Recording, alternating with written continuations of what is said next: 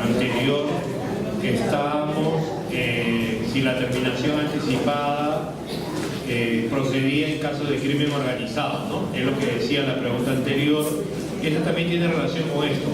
Esto tiene relación también con esto. Esta es más directa ya, ¿no? O sea, hay dos preguntas del mismo caso, ¿no? Dos preguntas del mismo caso.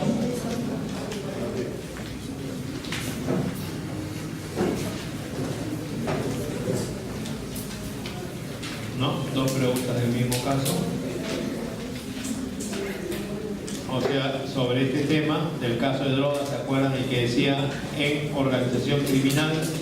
De la 37 sale otra pregunta, que es esta. Al considerar la graduación de la pena concreta en el proceso de determinación anticipada, correspondía acumular el beneficio de confesión sincera a la determinación anticipada. O sea, en casos comunes y corrientes sí se puede hacer eso, ¿no? Casos comunes y corrientes.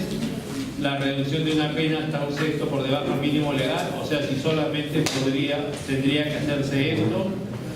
La reducción de la pena por someterse a determinación anticipada sin tener límites, lo que es inexacto. Más bien hemos tenido que construir una para la conformidad del acusado con la acusación que sea menor a esta, o sea que hemos establecido que es de una séptima parte. Y la opción que no se harán acreedores a ningún beneficio por terminación anticipada porque tiene un origen de crimen organizado. Ya en esta diapositiva que tenemos, la respuesta efectivamente es esa, porque expresamente la ley, el artículo 471, con la reforma que les hablé, prohíbe que en caso de crimen organizado haya terminación anticipada, generándose el problema que hemos indicado, ¿no? O sea, si ya le plantean eso, no va, es improcedente. ¿Ya? Las dos cosas que hemos conversado. ¿No? Entonces acá la alternativa de no se harán acreedores a ningún beneficio por terminación anticipada. ¿Por qué? Porque su origen es de crimen organizado, ¿ok? Conforme a lo que literalmente hoy día dice el artículo de terminación anticipada, el 471.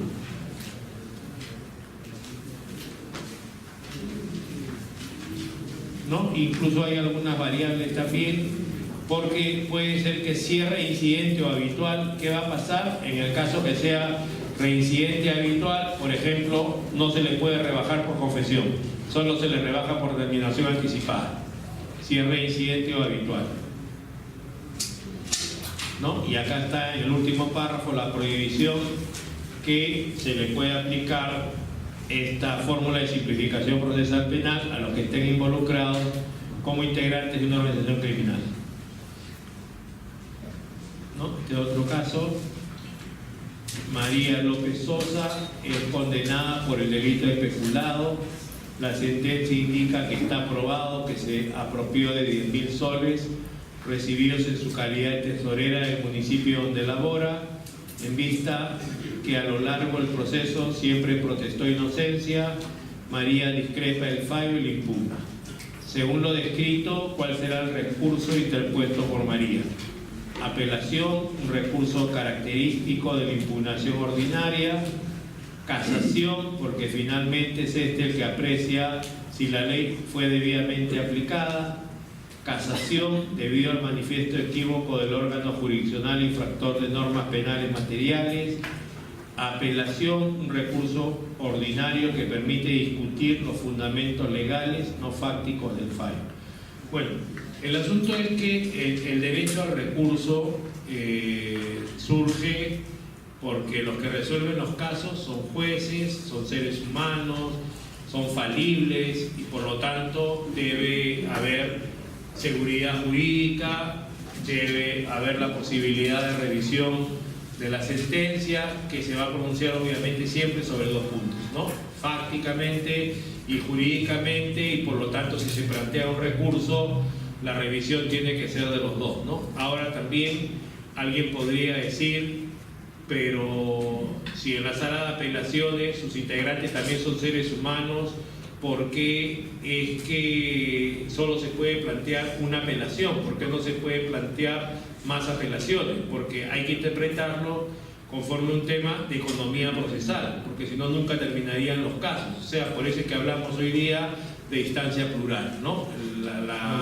El derecho al recurso es un derecho de configuración legal.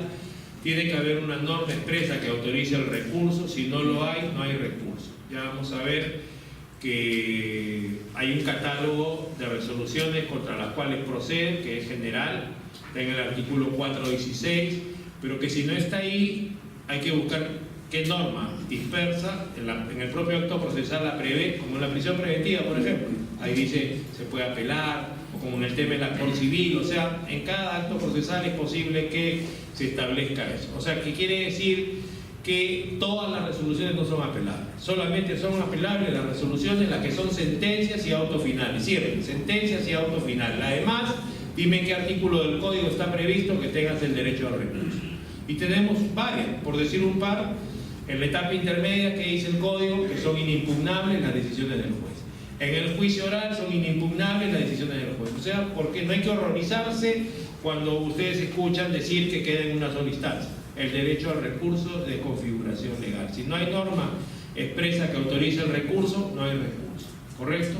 Y el recurso de apelación entonces es ordinario, porque es un recurso amplio que va a revisar tanto el juicio de hecho y el juicio de derecho, mientras que la casación se supone que tiene que ver con la correcta aplicación del derecho, es un recurso extraordinario que no va a suspender la ejecución de la sentencia, ¿no? Y que además solo procede cuando el mínimo legal del delito supere los 6 años, ¿no? Tenemos el 427 del Código Procesal Penal que establece cuáles son los casos en que procede, ¿no? Por qué procedería, los requisitos que hay que cumplir. Y en el cuarto, 427.4, que es el tipo general, que es por doctrina jurisprudencial, ¿no? Entonces, eso es lo que hay que ver, ¿no? No se refiere solo a esta causal de infracción de normas penales materiales, porque también pueden ser normas procesales las que se hayan afectado, también por ilogicidad en la motivación, y por lo tanto no podría ser la respuesta ninguna de las dos que aparece acá sobre casación, ni tampoco la de porque no solamente permite la apelación discutir la cuestión jurídica, sino también lo que se llama el juicio sobre el juicio, o sea, el juicio sobre la correcta aplicación de los hechos, ¿no? Entonces, la respuesta sería la A, ¿no? La respuesta A, conforme al artículo 416 y 419 del Código Procesal Penal, ¿no? Expresamente dice que se tiene que pronunciar sobre la declaración de hechos como sobre la aplicación del derecho, ¿no? Este es el artículo que establece la relación contra qué clase de resoluciones se puede apelar, ¿no? 416.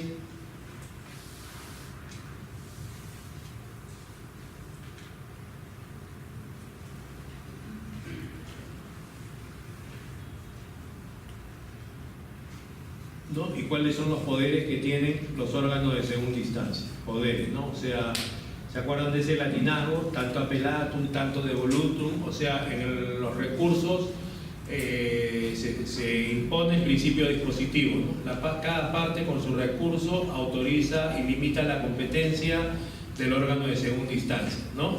En lo que llamamos agravios. Por lo tanto, tiene que pronunciarse por cada uno de estos sin perjuicio que si el órgano judicial advierte que haya causales de nulidad absoluta del artículo 150 del Código Procesal Penal, que son 4, y que afecten el principio de trascendencia, las tenga que declarar, sin que las partes la pidan, porque podría ser que las partes no lo hayan advertido, no se hayan dado cuenta, pero la función principal de un juez es el principio de legalidad y la expresión máxima es la Constitución Política del Estado, y por lo tanto, si hay una nulidad absoluta que invalida la sentencia, tiene que ser nula. Le digo porque podría ser que haya afectaciones a derecho, incluso fundamentales, pero que no afecten sustancialmente la sentencia. Te voy a poner un caso. Un delito de violación a la libertad sexual, donde se condena a un procesado y él plantea su apelación y lo que él reclama es que no se ha valorado la pericia psicológica que se le hizo a él. Y es verdad. Apela, va a la segunda instancia, se confirma por la segunda instancia y se omite lo mismo. Se omite también. Entonces plantea su casación. Entonces la Corte Suprema, ¿qué va a hacer? Bien concedida la casación por violación de normas procesales, ¿no? Entonces el tema, por el derecho a la prueba también, el tema del derecho al recurso, el derecho a la prueba, y entonces cuando ya viene todo el caso, que se declara bien concedida la casación y recién se va a hacer una audiencia, las calificaciones de casación son en privado, entonces en la audiencia se establece que toda la prueba que produjo la Fiscalía en el juicio era más que suficiente para desvirtuar la presunción de inocencia y estaba bien condenado, y que la pericia psicológica no lo beneficiaba al imputado, más bien lo perjudicaba. Decía que estaba predispuesto a tener relaciones sexuales. O sea, formalmente sí había una omisión de la sala de apelaciones, de haberla apreciado, de haberse pronunciado por eso. Podría haber una responsabilidad disciplinaria, pero en el caso no producía una nulidad absoluta porque no afectaba el principio de trascendencia. O sea, siempre hay que tener claro eso, ¿no? O sea, ¿se puede traer abajo el caso? No, o sea, no es el tema de declarar nulidades por nulidades. La tendencia tiene que ser a ver siempre si es una cosa muy grave, ¿me entiendes? Entonces, de eso se trata. Entonces, estos son cuáles son los poderes que tiene el órgano de segunda instancia, el número, ¿no? De con cuántos jueces se puede votar los casos, ¿no? De con cuántos jueces se puede votar los casos en la sala de apelaciones. Seguro saben también ustedes por su experiencia las discordias, ¿no? Entonces el tema es ese, ¿no? Y bueno, este tema que es toda una discusión, ¿no? Tratando de sentencias absolutorias, podrá dictarse sentencia condenatoria. El tema de la condena del absuelto, ¿no? El tema de la condena del absuelto, que salió una sentencia de la Corte Interamericana de Derechos Humanos en diciembre del 2012, que es el caso Mohamed versus Argentina, ¿no? Mohamed versus Argentina, donde se estableció que sí se puede hacer, que no viola ninguna norma internacional de derechos humanos, a condición que se garantice una tercera instancia. Entonces nosotros no tenemos tercera instancia. La Corte Suprema al comienzo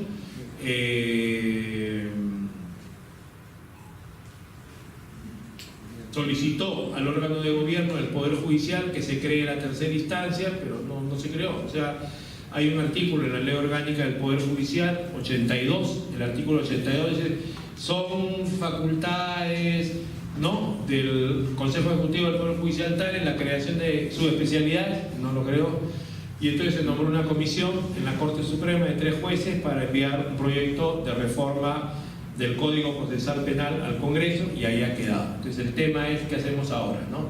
Entonces ha habido muchas casaciones sobre condenas del absuelto, se ha ido resolviendo en el sentido que todas las condenas del absuelto deben ser calificadas bien concedidas para ver 2 temas: el derecho a la presunción de inocencia, el derecho a la motivación, y después en audiencia ya se evalúa si se ha afectado o no.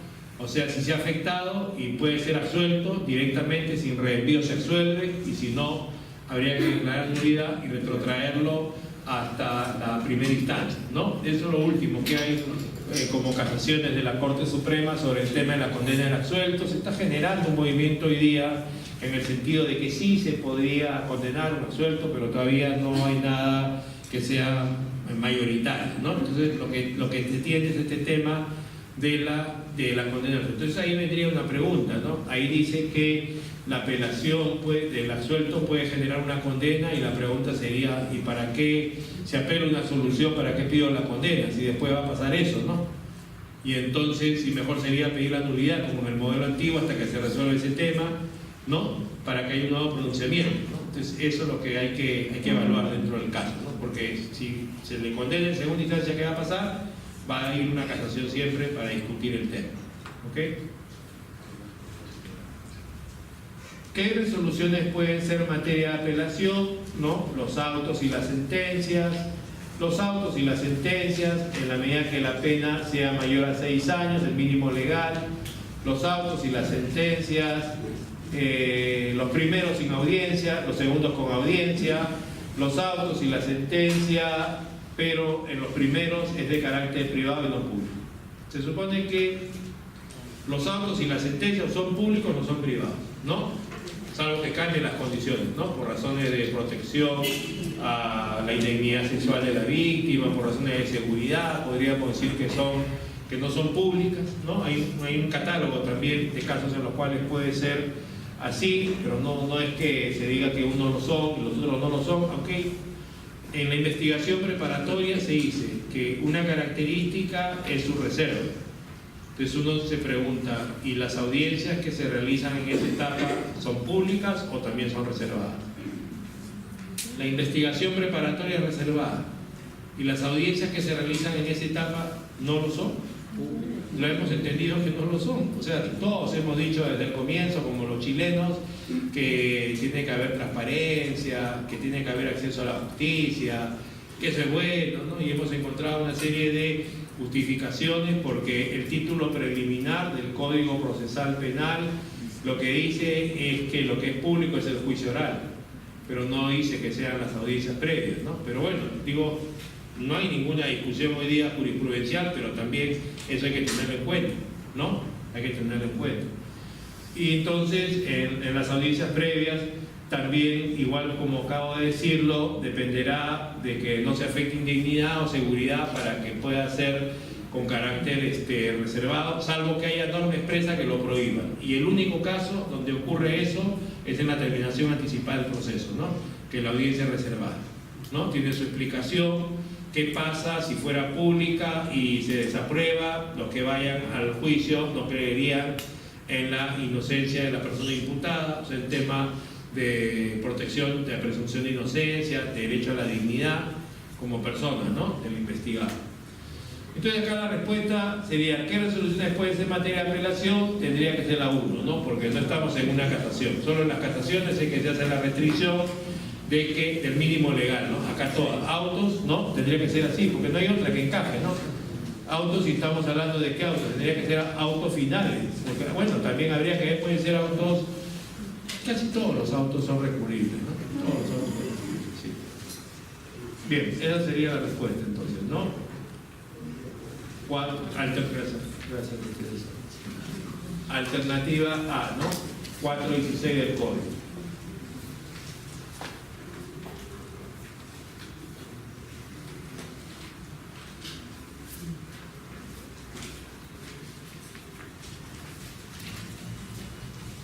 Otro caso, ¿no? Serafín Aspilcueta Morán enfrenta un juicio público y oral por el delito de violación sexual de menor. La acusación planteada en su contra pide que se le imponga 30 años de privación de libertad. Como Serafín sostiene ser inocente, confía en que la actuación de las pruebas establezca que el fiscal no tiene la razón y por ello el órgano jurisdiccional lo absuelve. ¿Qué orden prevé el Código Procesal Penal para la actuación de los medios de prueba en juicio? ¿No? ¿Qué orden prevé? ¿No? Entonces, declaración obligatoria del acusado, ¿no? Si quiere declara, si quiere no declara, si quiere declarar, declara cuando quiere, ¿no? Cuando quiere, ¿no? Declaración de testigos y peritos y lectura de prueba documental. Declaración aleatoria del acusado, declaración de testigos y peritos, prueba material y lectura de la prueba documental. Después, declaración de testigos, prueba material y lectura de la prueba documental, incluido el dictamen pericial. Incluido no, se supone que también después de testigos va peritos. Además, eso no puede ser de ninguna manera.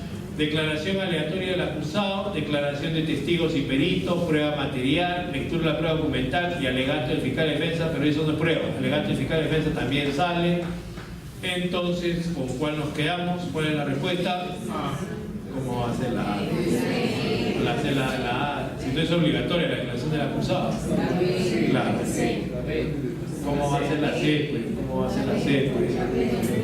Hay un ¿qué? La pregunta es ¿cuál es el orden? ¿Cuál es el orden para la actuación de la prueba? El orden es conforme al Código Procesal Penal, ¿no? Conforme al Código Procesal Penal, ¿no? Ese es el orden, ¿no? Ahí está el orden. ¿No? Primero que se realiza la declaración de los testigos y peritos, ¿no? Después prueba material, después pruebas documentales. Ese es el orden. ¿Ok? Entonces la respuesta es la B. Y estos son los artículos que regulan estos temas, ¿no?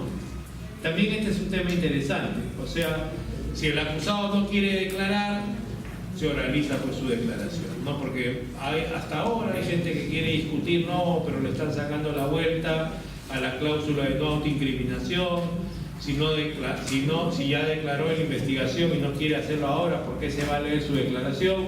Hay norma expresa que lo establece y además es uniforme en la jurisprudencia de la Corte Suprema. Este artículo tiene un antecedente, es del año 2002 por el caso Montesinos. En el caso Montesinos, 245 del Código del 40,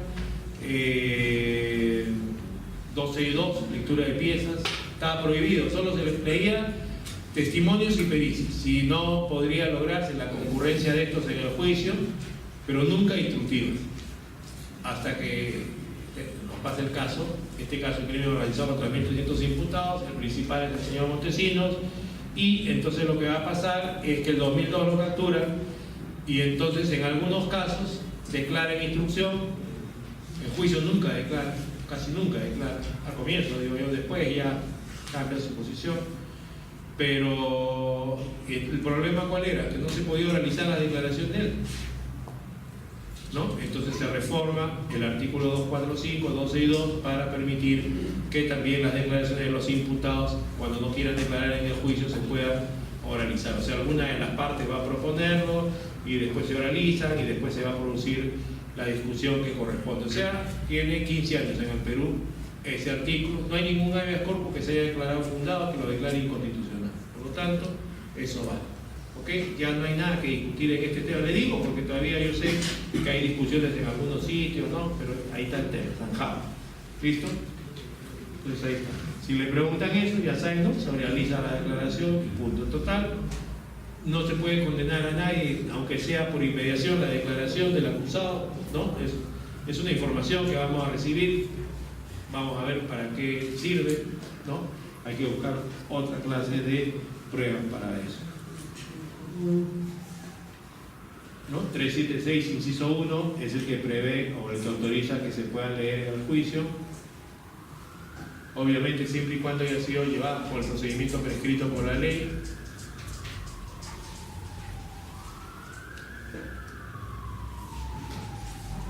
¿No? 375, ahí está cómo se desarrolla la prueba.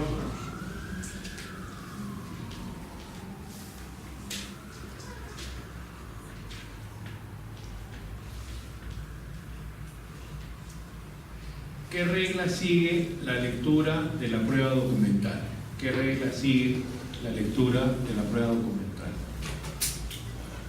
Siempre la lectura integral para asegurar la incorporación de toda la información que contiene. Imagínense, ya que hay casos que tienen tomos de documentos, no terminaríamos nunca. O sea, los exámenes de acusados, testigos y peritos durarían un mes y leeríamos papeles un año y ya nos olvidaríamos de toda la prueba personal.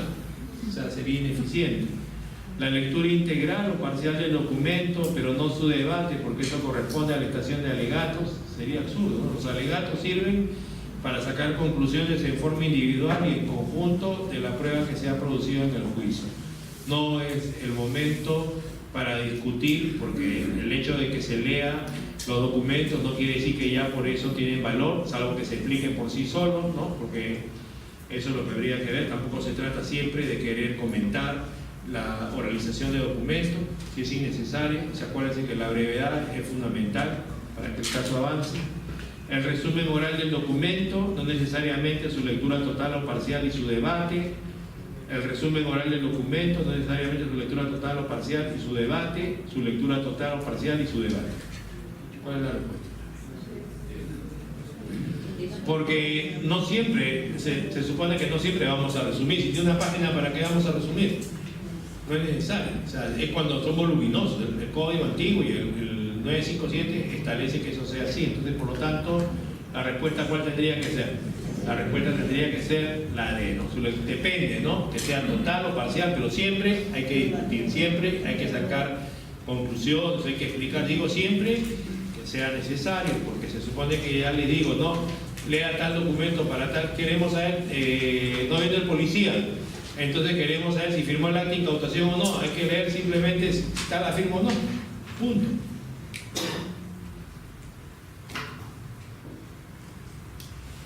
384 del Código Procesal Penal. Dice así, literal, literal. Pues su lectura puede ser total o parcial. Y bueno, una vez que concluye esto, el juzgador concede la palabra por un breve tiempo a la parte para que de considerar necesario expliquen, aclaren, refutan o se pronuncien sobre su contenido, ¿no? Una parte dice tal cosa, la otra responde y podría haber algún pequeño debate ahí, ¿no? ¿Cómo es el tema de la organización? Lo que estábamos conversando, ¿no? Código Procesal Civil para el tema de documentos, no solamente soportes escritos, amplia la lista, podrían ser imágenes, sonidos, soporte informático, también se puede reducir en las audiencias, como ese gran caso que tuvimos contra el señor Montesinos.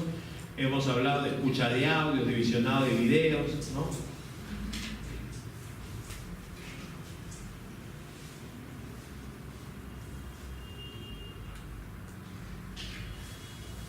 Matías Chávez Mondragón, imputado bajo mandato de comparecencia restrictiva, ha sido condenado por el delito de robo agravado a la pena de 8 años. Contra este fallo, él interpone apelación en el mismo acto con la pretensión que su caso sea visto por la Sala Superior, revoque la sentencia y la absuelva. Según lo descrito, ¿cómo se regula la admisibilidad del recurso de apelación, ¿no? O sea, hay que controlar el cumplimiento de algunos requisitos objetivos y subjetivos dentro del caso, y la pregunta tiene que ver quién se encarga de eso, ¿no?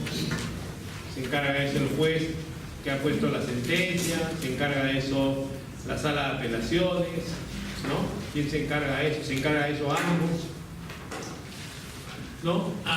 Ella se decide tanto por el órgano contra el cual se interpone el recurso, cuanto por la Sala Superior, que conocerá y resolverá la apelación. Doble también de admisibilidad.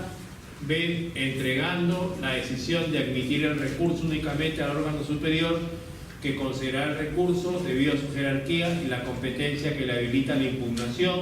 O sea, todos los casos tendrían que elevarse. Imagínense cuando decimos que el derecho al recurso es de configuración legal, también eso incluye que hay que cumplir estos requisitos de admisibilidad objetivos y subjetivos, y por lo tanto decimos siempre que la defensa es cautiva, que los abogados, en todos los casos, los fiscales, pero además los investigados tienen abogados que deben conocer ambos, la ley, la doctrina, la jurisprudencia, y por lo tanto deben conocer cuáles son los requisitos para plantear los recursos, ¿no? Por ejemplo, hay uno que 2 más 2 son 4 y que dice los recursos deben plantearse en forma precisa. Entonces, cuando apelan, por ejemplo, la prisión preventiva y dicen pido que se revoque porque falta un requisito, pero también pido que se declare nula porque no está motivado, ¿cómo le resuelve el juez? Inadmisible. Plantea su queja por denegatoria, que le resuelve la Suprema, inadmisible. ¿Por qué? Porque ni siquiera sabe hacer el recurso de apelación. Ya eso es así, uniforme. ¿Me entienden? Entonces hay que pedir una sola cosa, ¿no? Hay que pedir una sola cosa, ¿no? Entonces el tema está acá que la C tampoco puede ser, porque dice señalando que la declaración de inadmisibilidad por el órgano cuya decisión se apela es inimpugnable, es decir, no es posible interponer recurso de queja por negación de apelación. No. Se supone que si el juez te deniega la apelación, puedes plantear tu queja. Si la Sala de Apelaciones te deniega tu casación, puedes plantear la queja. O sea, tampoco va a la C, ¿no? Queja por denegatoria. Y D, precisando que el recurso de queja es admisible si se ha denegado el recurso de apelación, pero solo cuando aquel se ha planteado contra una resolución diferente a la sentencia. Sería absurdo, ¿no? Contra los autos sí, contra las sentencias no. O sea, la respuesta entonces es la A, ¿no? La respuesta es la A, ¿no? Hay un doble control de admisibilidad, ¿no? Artículo 405 del Código Procesal Penal, ¿no?